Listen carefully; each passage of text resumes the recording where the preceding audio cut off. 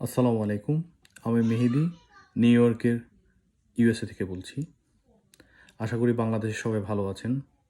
গত 1 মাস যাবৎ বাংলাদেশের সকল ছাত্র সমাজ যারা অক্লান্ত পরিশ্রম এবং তাদের কঠোর অবস্থান নিয়ে আন্দোলন করে বাংলাদেশের ভবিষ্যৎ প্রজন্মের জন্য একটি নতুন অধ্যায়ের সূচনা করলো, তাদের জন্য জানাই মনের গভীরতর স্থান থেকে শ্রদ্ধা, ভালোবাসা এবং মহান আল্লাহর কাছে দোয়া।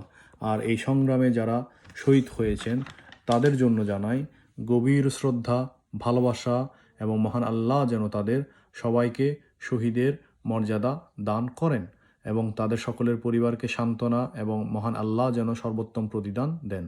আর যারা আহত এবং ক্ষতিগ্রস্ত হয়েছেন শীঘ্রই সুস্থ হয়ে উঠুন, এই কামনা এবং দোয়া করি।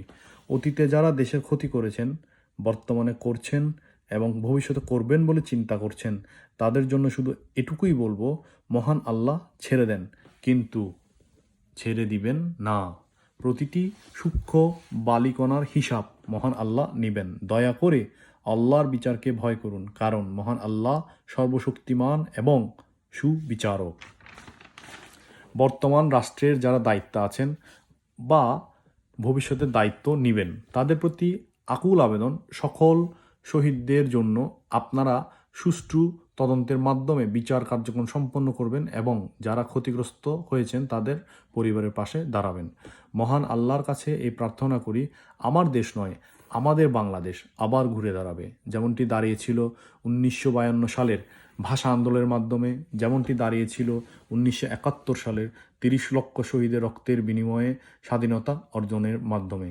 ইনশাআল্লাহ আমাদের বাংলাদেশ আবার ঘুরে দাঁড়াবে। সবাই আমার ভিডিও দেখে প্লিজ লাইক সাবস্ক্রাইব করে দিবেন, যেন আপনাদের জন্য ভবিষ্যতে আরও নতুন ভিডিও তৈরি করতে পারি। ইউএসএ নিয়ে আরও নতুন নতুন ভিডিও তৈরি করব আশা করি ইনশাআল্লাহ। ভুল ত্রুটি থাকতেই পারে, ক্ষমা সুন্দর দৃষ্টিতে দেখবেন। আল্লাহ হাফেজ।